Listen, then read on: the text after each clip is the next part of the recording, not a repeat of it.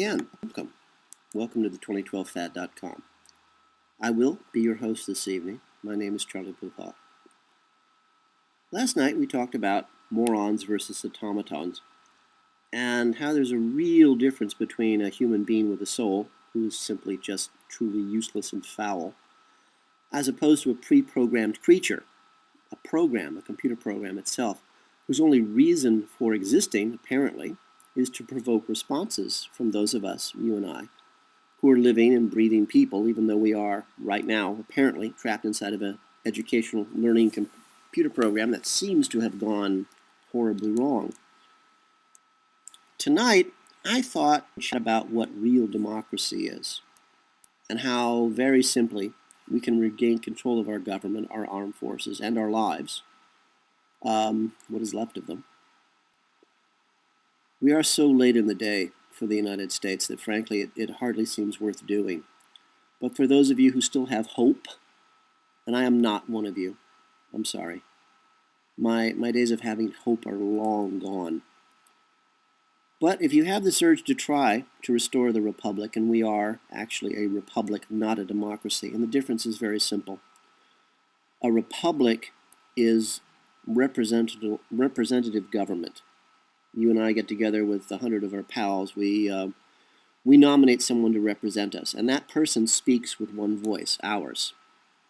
So one person represents 100. A democracy is where all 100 of us scream at the same time, and we all want our own way, and we have no consensus. We're basically a riot in progress. That's the difference between a republic, which is what the United States was founded to be, and a democracy, which we've descended into, and this is why nothing gets done. This is why we're in chaos and turmoil. This is why a few really, really clever thugs, a small handful, have seized control of our country because they are screaming that we are a democracy.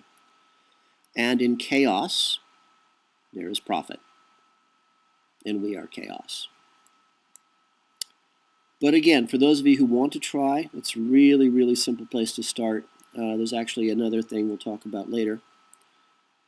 But the simplest thing is the ballot, the voting ballot.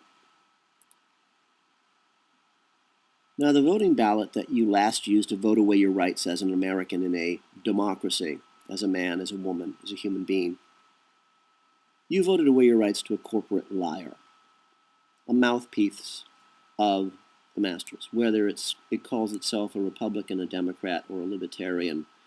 They're liars. And in a democracy where chaos, where mob rule is the order of things, they get away literally with murder. They've murdered our lives. They've murdered our futures. They've murdered our hopes. They're murderers. Now, really simply, we can break this. Now, it's real simple. First, we start with 1, paper ballots. 2, paper ballots counted by hand by local volunteers. And 3, a choice on every paper ballot that has to be there and has to be counted. And that choice is none of the above. So, let's start with the most obvious, paper ballots. The 2 major companies that provided voting machines, which were old, cheap, broken PCs with no physical, no data security whatsoever, were actually owned by 2 brothers. Now, both of these 2 men made statements in national media, and they said, and I quote, "We will do anything to get George Bush reelected." And they did. George Bush was president maybe the first time, but not the second time. Those votes were stolen. It's real simple. It doesn't take a genius to figure this out. Now, how'd they do that? Well, these old crappy PCs could be rigged to say or do anything, and anybody even someone with no knowledge of computers at all, armed only with a copy of Hacking for Dummies, could access these voting machines and make them say anything they wanted them to say. There was no way of telling. So, what is the world's best technical solution to this problem? People. In my 25 years in IT, I've spent 98% of my time with people, working with people, communicating with people. Because it's really, really, really simple. IT doesn't work.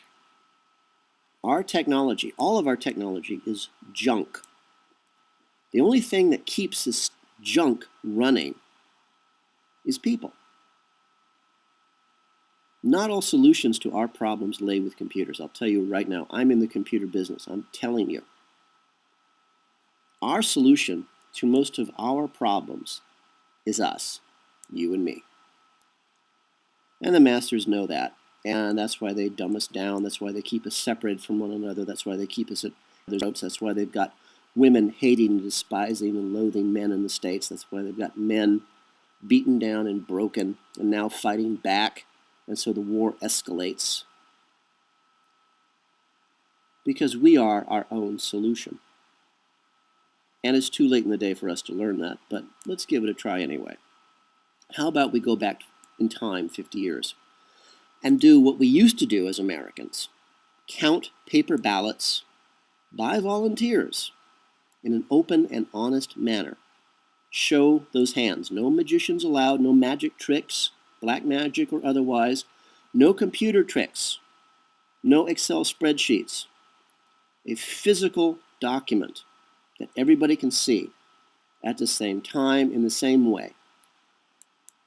I've been in IT for 25 years, and I know that the very best database in the world is a piece of paper and a pencil, because it'll never crash. It'll never get a virus, and I can always find it somewhere on my desk. And when I hold it up and show it to people, that one piece of paper, that paper ballot, with writing on it, to a room filled with people, you know what? We all see the same thing. We all see the same thing at the same time. We all see the same thing at the same time in the same way. Nothing is hidden. Nothing can be hidden. Nothing is a surprise. So the first step towards restoring your republic, your country, paper ballots. Next, count those paper ballots. So now I'm going to repeat myself, just in case you weren't listening the first time. Let's go back 50 years and do what Americans used to do. Count paper ballots in an open and honest manner. Show those hands. No magicians allowed. No magic tricks, black magic or otherwise. No technology. No Excel spreadsheets.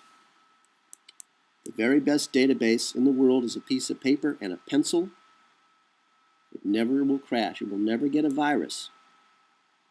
And when you hold up that piece of paper, that paper ballot, to a room full of people, we all see the same thing at the same time, in the same way. Nothing is hidden. Nothing's a surprise. So counting paper ballots by local volunteers is step number 2 to restoring your republic. And finally, and maybe most important of all, is a selection on each and every paper ballot that's counted by hand in an open fashion by local volunteers is the option of none of the above. Now, as Americans, we've always had the opportunity to cross out candidates and not vote for any of them. Then what happens? So what? Your ballot is counted as invalid. Your protest is wasted. Your vote is never counted. Said, I don't want any of these lying bastards. I don't want any of them. And when you do that, your vote's thrown away. It's useless. But we will never be a true democracy, a true republic, until each of us has the right to mark a checkbox on a paper ballot that says none of the above, and that is counted as a vote. It has to be there. It has to be counted as a choice, not as an invalid social comment. None of the above must be an option on every paper ballot. Why is that? Because if enough Americans mark their paper ballots with the none of the above box, then that election, that vote, must be run again. And it must be run with all new candidates. All new laws have to be proposed. Of course, this will never happen because our masters trade off among themselves as to which of their mandarins, which of their servants will be the next president, the next senator, the next vice president. So the masters go to a lot of trouble to set up these phony elections, these phony campaigns. It's the masters' thing it amuses them to think that we have a choice. Because our masters cannot permit their property, their cattle, you and me, to say no to either of their candidates. Because that would be way too much like having free will. Truth is, the president's just a puppet anyway, it's all on a string. The masters yank that string and the puppet dances. For the fun of it, watch an old movie. It was banned, actually, in the United States for decades, called The Manchurian Candidate. And not the new one with Denzel Washington.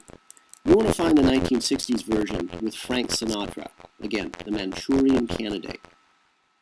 You will actually see what the President of the United States really is. But on local elections you can get control back.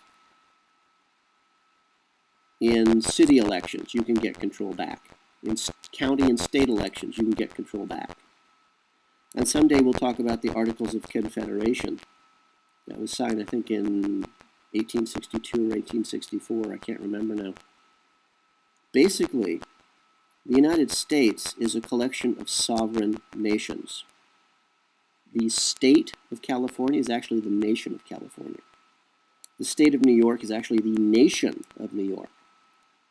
And the federal government in Washington, D.C.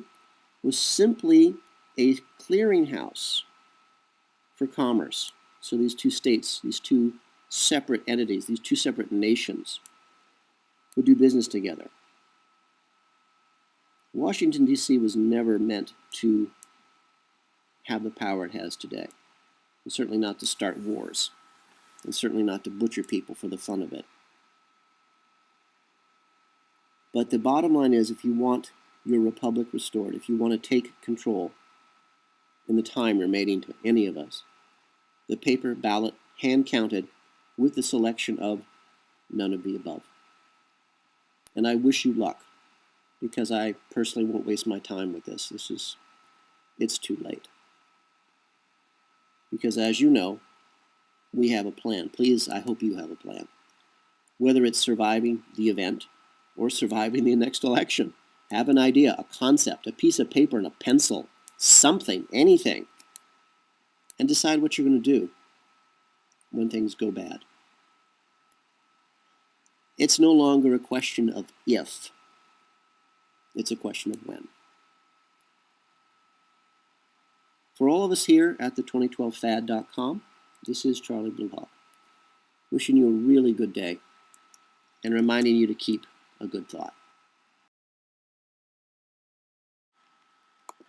The 2012 Fad is brought to you by Coffee and Blood, Love Letters Between the Dead, a series of 5 erotica horror novels about a fallen angel finding his way back to regain his own soul, and how the CIA war against the human race, their black magic, captures and traps him in the body of a mind-controlled slave designed to hunt down and to kill their god, their Satan.